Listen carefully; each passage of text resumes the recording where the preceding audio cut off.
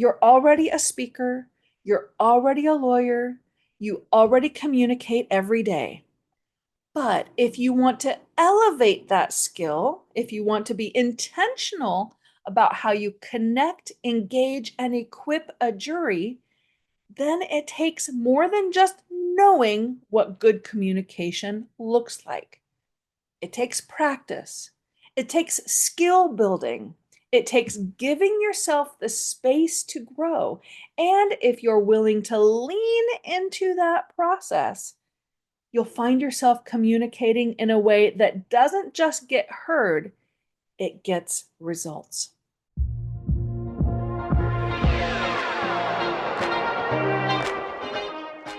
Welcome to the Foster Your Voice podcast with me, Christy Foster. After a 30-year career in music and theater, I never imagined I'd be coaching trial attorneys. But once I entered your world, I quickly realized how critical and underutilized voice is in the courtroom. The truth is, you don't win trials with brute strength. You win with your voice. I'll give you tools to unlock your voice so you can communicate not just with purpose, but on purpose. If you want quick action tips to help you stay calm and in control, keep jurors engaged, and inspire your listeners to action, all through the power of your voice, you're in the right place. I'm Christy Foster, and I'm here to help you foster your voice. Hello, Foster fam. Glad to be here again this week and glad you're here with me. I hope that you're enjoying these weekly episodes. I'm enjoying making them, and I just hope I'm giving value. As always, I'd love to hear from you, so send me a DM or an email and drop in a star rating or a review. Just take a second to do that. Today, we're going to talk about the art of learning, and there is an art to it. But before we get into it, I just had to tell you something I did last week. If you've been with me for a while, you've heard me say that learning high stakes communication happens in low stakes situations, meaning the best time to practice the vocal strategies you need for better teaching in the courtroom, better exam in the courtroom, better storytelling in the courtroom, and better juror engagement in the courtroom is not in the courtroom. You develop the skills and the strategies in low stakes situations. You try expanding your range, testing out louder volume, testing out softer volume, dipping your toe in the waters of a higher voice, playing around with speed fluctuation. Do all of that outside of the courtroom. Do it while ordering at a coffee shop. Do it while reading bedtime stories to your kids. Do it when exchanging casual pleasantries with, I don't know, whoever you come across in the course of the day. Practice new vocal skills with people that don't know you, that don't have a prior knowledge of how you usually are. You need to test the waters and build some safety for yourself. Create new neural pathways and new muscle memory. So I decided to try some range expansion myself last week when I went to lunch with my lifelong mentor and friend, Dennis. We met up for our quarterly visit, and as we sat down, I told him, okay, so I'm just going to do something a little wonky. I'll explain it when I'm done. I mean, I didn't want to scare him. So a little fair warning was needed. But when the waitress came over and asked what we wanted to drink, I replied, "Oh, water is just fine for me." And then I ordered my linguine al gorgonzola, but instead of mushrooms, could I get broccolini added instead? Now, I did a video about this on my Instagram, and I'll put the link to that in the show notes in case you wanted to kind of check it out and see it in real time. But when she walked away, Dennis said, She had no idea. And she did not even care. And that was the whole point. I tried doing new vocal things in low stakes situations. And her not reacting to me was what will build the safety. So, building safety in order to level up your high stakes courtroom communication. Give it a try. You know what I hate? Being misunderstood. It's actually one of my biggest fears, if I'm honest, right up there with birds. Yes, I'm afraid of birds. Leave me alone about it already. Being misunderstood is just the worst, though. Trying to communicate something and seeing that it's just not landing the way you intend. A too harsh of tone with your kid or spouse that ended up setting them off. A thinking face that got interpreted as annoyance or irritation and ended up shutting down the conversation and leaving you baffled. It's so frustrating in our personal lives, but in the courtroom, your mismatched communication profile could break your case and lose you a deserving verdict. So, I've created a free guide to get you thinking about the emotional profiles you create. It's a printable guide to help you 10x your communication impact by mastering 6 emotional profiles for clear and authentic connection. I break down the 6 core emotions: happy, sad, love, pride, anger, and fear by giving you face, body, and breathing cues. Plus, I show you exactly which point on a 1 to 10 scale you should be with your pitch, pace, melody, volume, and tone in order to authentically capture the center of that core emotion. The link to get your free guide is in the show notes or by simply going to my website, fostervoicestudio.com. Don't wait to clear up your part of miscommunication and misunderstandings. Get your free download today. Learning sucks. I mean, I am what I think of as a lifelong learner. I've always loved school, and honestly, I would love to just be a career college student. I'm the one that every time those course catalog books come from the local community college, I always work my way through it to see if there's any adult education course or course that I could audit. And I'm not narrowed down into just one thing, any one topic. I'm interested in art and finance and business, anatomy, behavioral science. And I like documentaries. I like attending lectures. I even like looking up things on Wikipedia. I mean, I just like acquiring knowledge. And I think that's part of why I love to work with trial attorneys. Every coaching session, I make my clients teach me new things, teach me anything that I would need to know in order to be equipped and successful if I were a juror on their trial. Knowledge acquisition is the fun part. That's the part I'm really good at. But learning itself, the process of knowledge assimilation, that kind of sucks. That's where you have to put in work. And, it just doesn't seem fair. It seems like I should be able to cognitively understand something and call it good, good to go.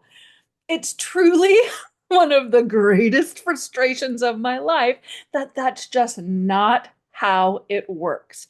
That's not how real learning works. And I get reminded of that every single time I run into something I think I should already be good at, but I'm not.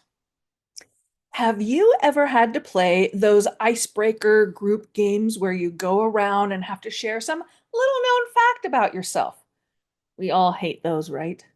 Well, my little known fact is that I love road cycling, like the Tour de France. But I mean, it goes way beyond that. Yes, I do restructure the month of July so I can watch all the early morning coverage of the most magnificent cycling race in the world. But I also watch all the primetime coverage and I read the blogs and I listen to the podcasts and I follow the team social media pages. And Well, it's not even just about the tour. I follow all the spring classics, the monuments, and the other two grand tours every year for 20 years. I have several bike law clients that I coach that I'm the one giving them updates on who's winning what stages or crashing out or placing where on the leaderboards. I mean, I can talk about this topic. And hey, if you also love talking about road cycling, hit me up, bring it on. I'd love to have another buddy to discuss with. But regardless of how much I know about road racing and how much I love watching it and structure my life and manage my time around it, do I ride a bike myself? Nope. I don't even own a bike, let alone ride one. Knowledge about cycling is just not the same as being a cyclist. And it's the exact same thing with speaking in the courtroom. Knowing what makes a great communicator doesn't make you one. Just like studying cycling doesn't mean I can ride. To truly move from acquisition to assimilation, it takes the ability to build neural pathways and create muscle memory. Think of it like this: the brain creates grooves for each of the behaviors and repeated thoughts that have become habits. And when you learn new things, you start new little tracks. But the brain feels threatened. Its one job is to protect you and keep you alive. Any change away from the habits it already has, it sees it as a threat. That's when all those super fun thoughts creep in that tell you how inadequate you are, how you're never going to get it. You're not good enough, smart enough, strong enough for this new thing. And this resistance is even stronger when we're doing something new that feels like it should come naturally, when we're stepping just outside our comfort zone, but still in familiar territory. That's when frustration kicks in because we think we should already be good at it.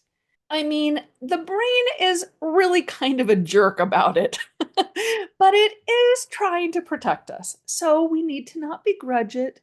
We need to thank it and say, I appreciate you. I know you're trying to do right by me, but we're also going to try this new thing today, okay?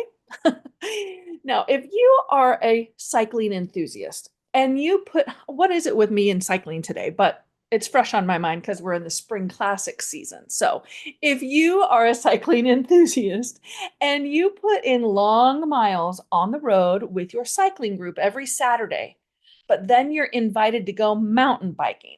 Well, there's a lot of crossover to mountain biking, right? I mean, it's a bike and you know how to ride one confidently. You maybe have even won races in road cycling. And all of that is true, but you still have to adapt to new terrain and, in fact, a totally different style of bike. You're going to work new muscles and you're going to feel it the next day. That's exactly what happens when attorneys try to elevate their speaking in trial. You already know how to talk, just like a road cyclist already knows how to ride. But now you have to adapt to a new environment, new demands, and new skills that feel a little uncomfortable at first. Intentional, strategic vocal development for the courtroom is just like mountain biking. Kind of, but with far less concern about breaking every bone in your body. But what I mean is, you speak, and you have since you were a toddler. Speaking is not new to you. So you may think, hey, I know what I'm doing. This isn't something I need to work on. And in some settings, you're absolutely right. You're a road cyclist riding on the road. Awesome. Courtroom communication, though, connecting with jurors on a personal level that is just the right level of compelling without being creepy, equipping them with the case knowledge they need through teaching mastery, being an engaging storyteller and a different storyteller than when you're just hanging out with your buddies. Well, that's mountain biking. It's not better or worse than. We're not pitting them against each other. Mountain bikers would probably feel the same way about adapting to road cycling. We're simply recognizing that in order to elevate your courtroom communication, you're going to have to practice some new skills under the umbrella of something you already do exceptionally well. And to be honest, it can feel a little silly.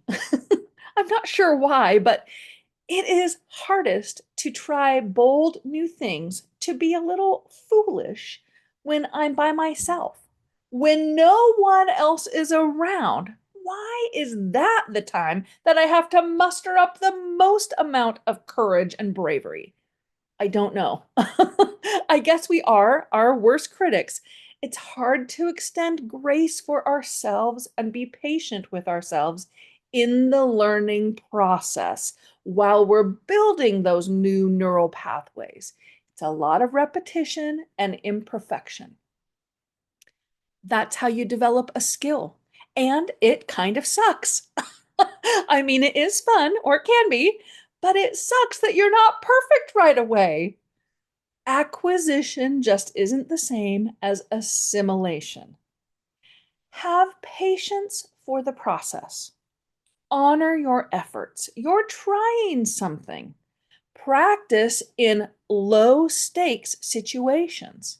Work with a coach. Work with someone who can give you feedback and give you personalized instruction to improve and support you while you develop the instincts you need, while you're building those new vocal habits. So here's the thing. There's not necessarily a right or wrong here. You're already a speaker. You're already a lawyer. You already communicate every day. But if you want to elevate that skill, if you want to be intentional about how you connect, engage, and equip a jury, then it takes more than just knowing what good communication looks like. It takes practice. It takes skill building. It takes giving yourself the space to grow.